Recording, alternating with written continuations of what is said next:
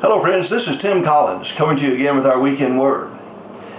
Today I want to talk about a topic that might be a little bit sensitive for some people, and that is our giving.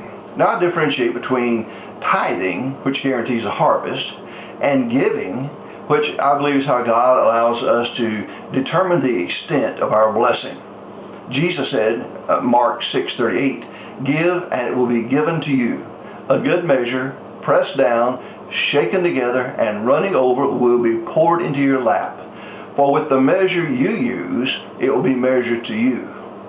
I am interested in that final sentence. For with the measure you use, it will be measured to you. You know, you can tell the difference in a store-bought bakery-baked cake and one like Mom or Grandma used to make.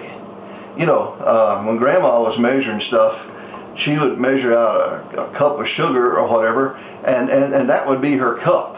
You know, now if you're in a bakery, the bakery is going to, you know, my daughter trained as a professional chef. They taught her, you know, take a straight edge across it, so it's precisely 1 cup of sugar, or flour in this case, not 1 grain more, and that gives you a more consistent cake in the bakery, but often a better tasting cake from Grandma's house.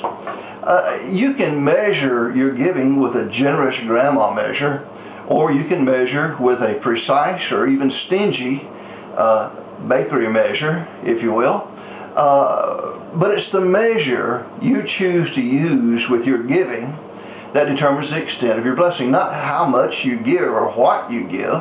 You see, Jesus taught very clearly in Mark chapter 12, the story of the widow who gave all she had. Jesus very clearly taught that it's not how much you give that impresses God. It's what you have left after you give that impresses God.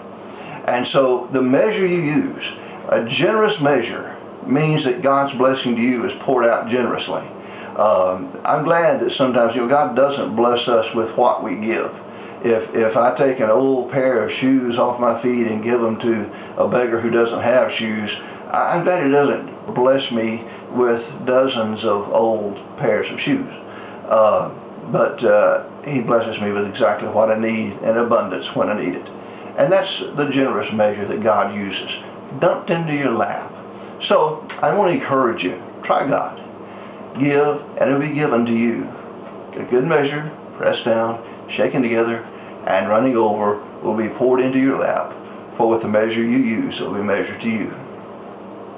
Well, I hope you'll be in church somewhere Sunday, worshiping God in spirit and in truth. God bless you. We love you.